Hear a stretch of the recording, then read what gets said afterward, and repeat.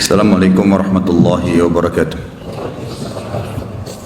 Terjadi kisah di Riyadh, seorang ibu, kisah nyata di Saudi. Ini di Riyadh ini sudah masyhur ceritanya nih. Antara seorang ibu dengan seorang TKW dari Indonesia.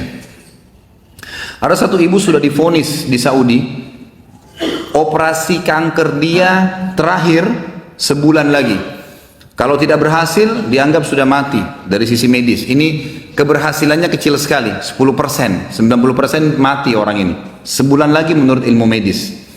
3 hari setelah divonis begitu sama dokter, sebulan lagi operasi terakhir, datang pembantunya dari Indonesia.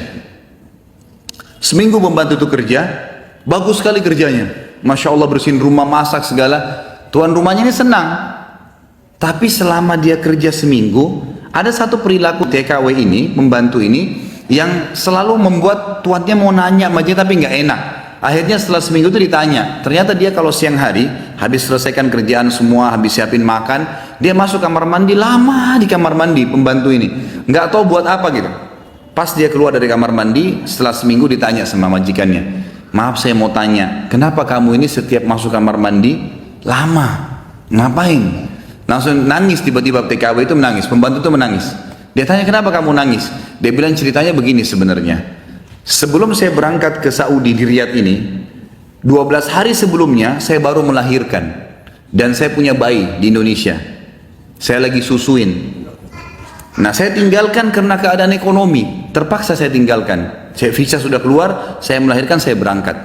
Nah saya masuk kamar mandi ini, saya keluarin air susu saya. Karena kalau tidak payudara saya sakit. Coba, kalau antum dengar keluhan seperti ini dari pegawai, dari staf, dari orang, apa yang antum lakukan? Perhatikan perilakunya muslimah ini, ya. Majikannya buat apa? Ini ternyata menjadi penyebab penyakitnya hilang. Apa yang dia buat? Dia bilang, baiklah. Sambil dia nangis, dia dengar ceritanya, dia bilang, baiklah. Dia masuk, gajinya itu 800 rial per bulan.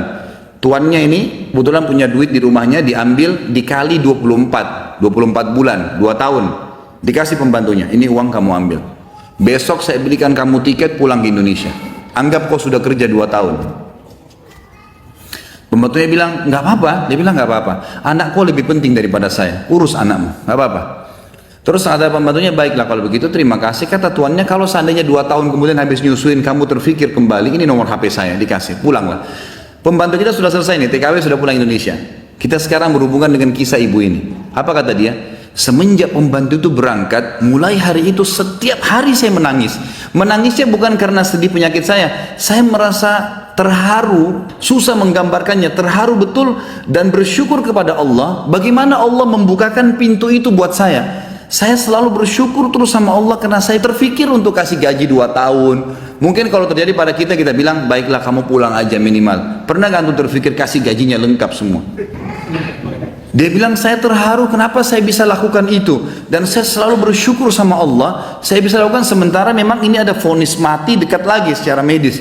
Dia bilang, tiap hari saya menangis. Dan setiap kali saya menangis, saya merasa ada satu kepuasan dan keadaan saya lebih baik. Ringkas cerita, tiba masa operasi, ditelepon rumah sakit, disiapin semuanya alat operasi. Tiba di rumah sakit, dicek sebelum operasi, dokternya duduk setelah cek di kursi lalu bertanya, kamu berobat kemana sebulan ini?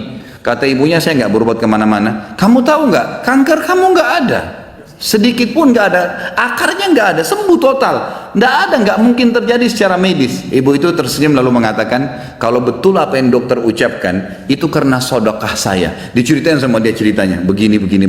Dokternya jadi nangis. Dokternya bilang apa? Subhanallah, yang telah membukakan mata hati saya, ternyata yang menyembuhkan bukan obat sama dokter, tapi siapa? Allah subhanahu wa ta'ala. Ambil pelajaran ikhwas sekalian. Ternyata amal-amal soleh itu bisa membuat kita keluar dari masalah. Abdullah bin Umar dan Abdullah bin Abbas radhiyallahu anhum ajma'in, itu kalau beliau sedang menghadapi masalah dan tidak pecah, beliau keluar cari orang miskin dan sedekah. Keluar bertawassul dengan amal soleh. Seperti itulah. Mungkin sampai situ dulu, mudah-mudahan apa yang kita bahas bermanfaat dan menjadi tambahan ilmu buat kita. Assalamualaikum warahmatullahi wabarakatuh.